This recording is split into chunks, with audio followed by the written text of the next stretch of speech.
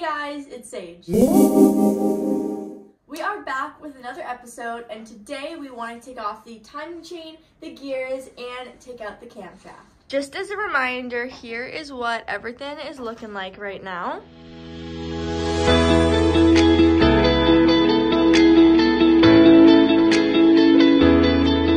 Here is my array of parts. The first thing we want to do is take off the timing chain, but I knew it said in the manual that we needed to mark the timing chain, and I was worried about that because I did not want to mess it up. But it does look like we have some markings here. There's a line and a dot, and I'm not sure if you can see it, but there's also a dot in there. So before we take off the chain, I am going to turn the gears just to ensure that they line up and whoever marked them originally did it right. But to do that, I need to take off the oil slinger, so I'm just going to go ahead and pop that off right now. There should also be a marking on the smaller gears, so we're going to turn it and see if we can find one and if they all line up. I did get a comment saying that my timing chain looked pretty worn, and in the manual it says if there's more than ½ inch of play, then it should be replaced, and this does look super loose, so I do think we're gonna end up replacing this timing chain. Last episode, when I took off the timing cover, I was really confused because I had half flathead screws and half bolts, which didn't make sense to me, and I wasn't sure if that was just something on mine, but I got a few comments saying that that's what it was, and I even had one saying that on page 45 of the Haynes manual, it showed a diagram, and that is exactly how mine was, so it's good to know that that is proper. But I also had multiple comments and a DM letting me know that I should be able to replace it so they're all bolts, and I even had a great DM telling me exactly what bolts I could use, so I'm super thankful for all of you for that. The crankshaft is bottoming out on our workhorses, so I'm gonna get my dad to just lift up the block a little bit and spin the gears so we can try and line them up. We lined up the marking on the front end plate with the marking on the camshaft sprocket, but it looks as though there's no marking on the crankshaft sprocket. So what I'm going to do is I'm going to try and make a line here that's the same, and I'm going to use some old body paint and hope that it sticks.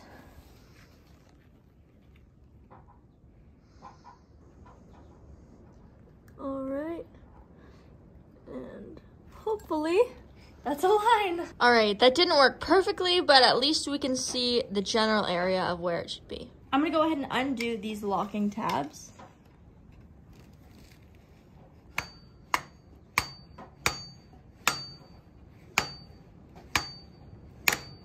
And I actually got some comments saying that on my engine, there aren't any locking tabs on the big end of the connecting rods, so that is good to know. All right, that did spin, but we put a wooden block in to keep it from spinning, and now I'm just going to take these off.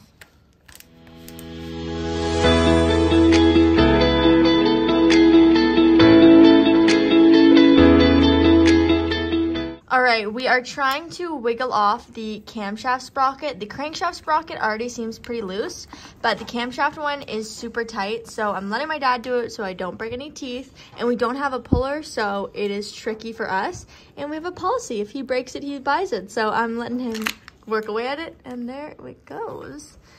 And now the other one might just be able to pull off. We'll see. Maybe that is why we should have pulled off the woodruff key. We took the timing chain and the camshaft sprocket off, and we put the crankshaft sprocket all the way back. Now we're going to turn it and try and get to the woodruff key and hope we can get it out this time, because last time we tried, but we weren't able to.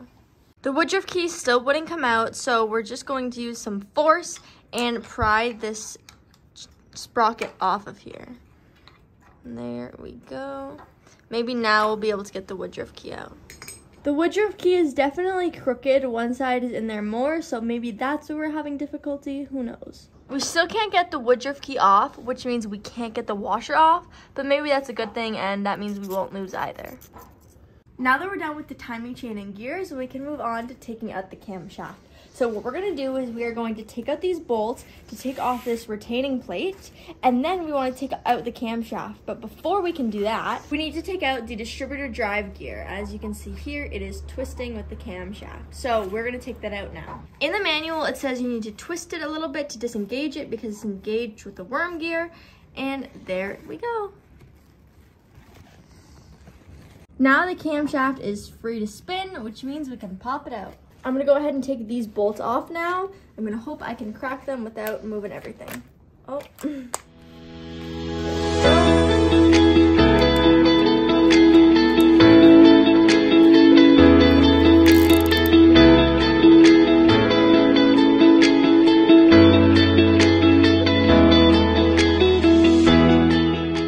See if I can get this plate off. Ta-da! Great. Now, hopefully we'll be able to get the camshaft out of there.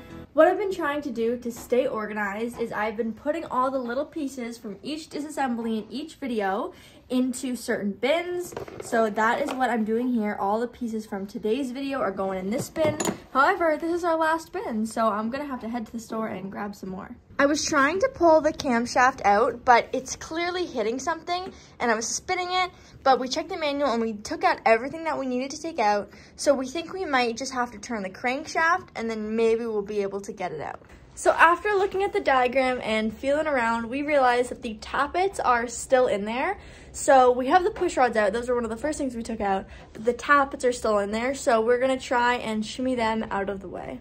He was just able to pop out one of the tappets, and that's definitely what the camshaft was hitting on, so we're gonna try and get them all out to get the camshaft out. We got most of the tappets out, but then the camshaft fell because it got loose, so we're just gonna take it out now, and then we'll take the tappets out afterwards. Oh, it's coming.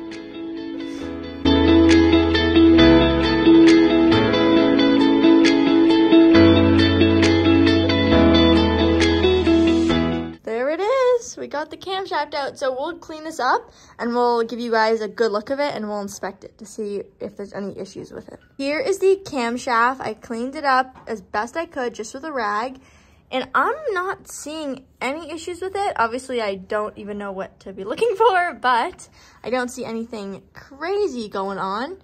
So you guys let me know if you see anything. So the only thing's like there's a couple nicks. Okay. In like here, but is that from the casting? I don't know. Yeah, I do see that. I think we'll let the machine shop, you know, kind of have a look, and they can tell us whether. For sure. And then these are both ends. All right. That's what it's looking like. Here are the tappets we took out. I kept them in their specific order and cleaned them up. I will take a look at the book and see if they need to be labeled and go with their like respective push rods. But for now, I'm just gonna leave them like this. I know that they go 1 to 8. Now that the camshaft is out, our next big endeavor is getting out the crankshaft. Before we can do that, we're gonna take off this front end plate. To take off this front end plate, I'm gonna undo these 3 bolts. There's 2 screws here, and it also looks like we're gonna have to take off the alternator, which means that this isn't gonna be attached anymore, but it is balancing pretty good, so that should be all right. I'm gonna start by undoing these bolts.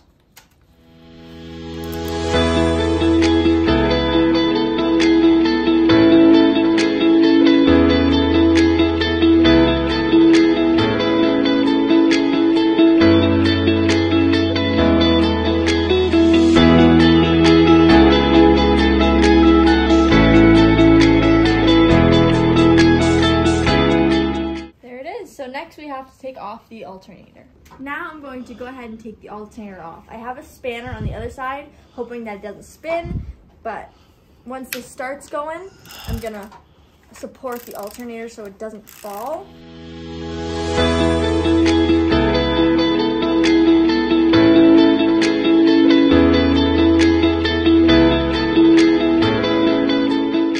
Don't know if we need to undo this part, but we're gonna undo it just in case. All right, we were able to crack it, so now we're just going to undo it.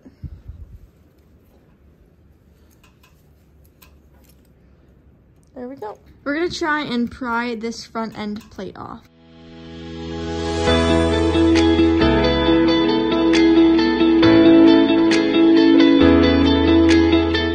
Woo! Why is it that color? It's gasket. That's funny. This is what everything everything is looking like right now. We suspect that we're gonna have to undo these bolts in order to get this to drop to take out the crank. Also, we know that we're gonna have to take off the back end plate, the flywheel, and any other pins and bolts over here. So that is going to be the end of today's episode, and next episode we will take out the crankshaft.